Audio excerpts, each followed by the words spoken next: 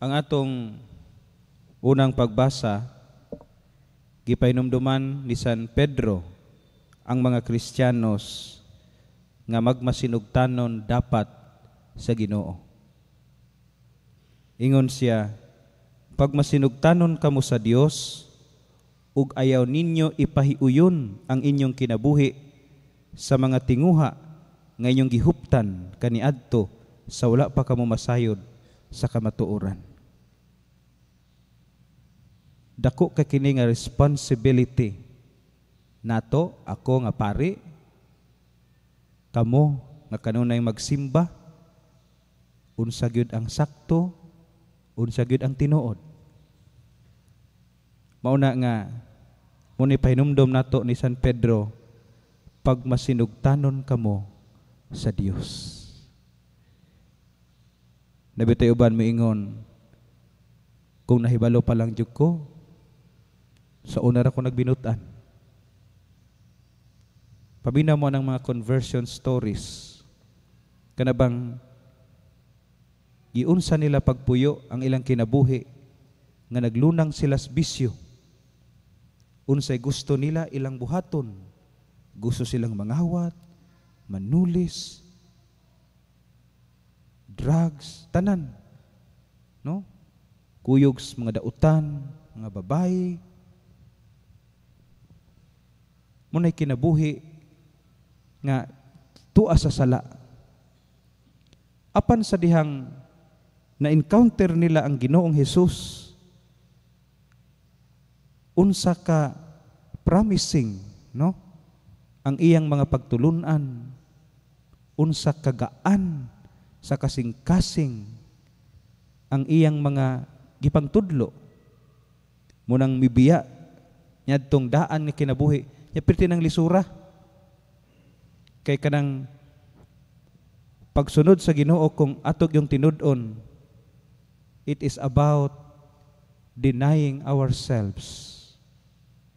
It is about telling ourselves, undangin na, ayog sunda imong gusto, sunda ang gusto sa Ginoo. Diba?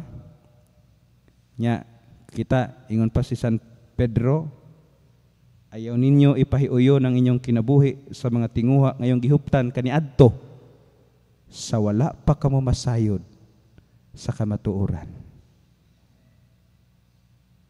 Nya kay kabalo man gyud taon sa eksakto, muna nga maningkamot gyud ta nga tuning puy-an. Kamo mga tigsimba sige dinhi. Kabalo ko parehas sa tanag mga struggle. Maningkamot ta unsaon nga di ta makasala. Unsaon nato nga kanunay makapahimuot ang atong mga buhat ngadto sa Ginoo. Pero nay mga higayon nga mga sipyat kita. Nay mga buhat nga usahay malapas ta. Pero importante diha sa tawag sa pagabalaan, naa kanunay ang pagkamapaubsanon nga kasing-kasing nga anda mo angkon kung nakasala, nya naa kanunay ang paningkamot nga magsugod og uno. Amen? Maunay dalan sa kabalaan. Nya dili ba kanang tinuyuan mo balik na pud? Kay nakabalo naman tas kamatuoran. Tinuod man kang nahigugma ta sa Ginoo. Ingon pa si San Pedro, hinunua, pag kinabuhi kamo nga balaan, ingon nga balaan ang Dios nga nagtawag kaninyo.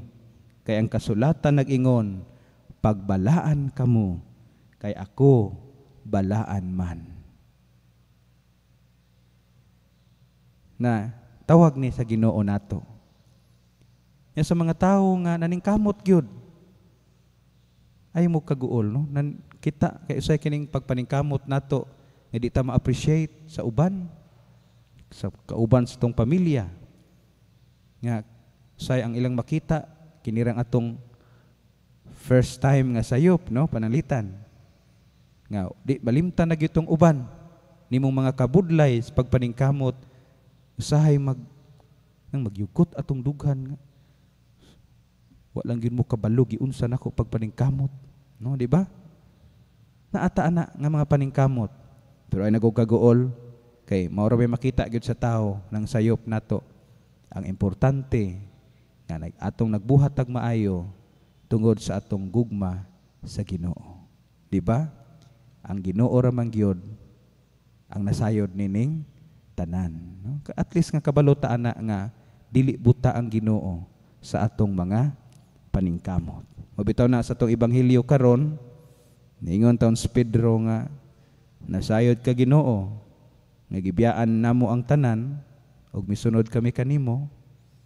Sa diretso nga pagkaistorya, Lord, kabalo bayog ka nga piting enjoyan namo sa among kinabuhi sa diha. Kung sa among gusto among adtuon, among buhaton sa wala pa ka. Pero sa diyang gitawag minimo, gibiyaan namo ang tanan. Kay diha ra gyud minimo, daghan ming gipangdid-an sa among kaugalingon. Mga laling hayaw, tanan-tanan na magdala namo sa sala, among gibiyaan. Ang pangutana, unsa may mapaabot namo niini.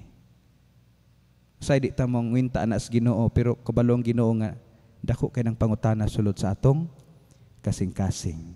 Ya kinala gitubag sa Ginoo.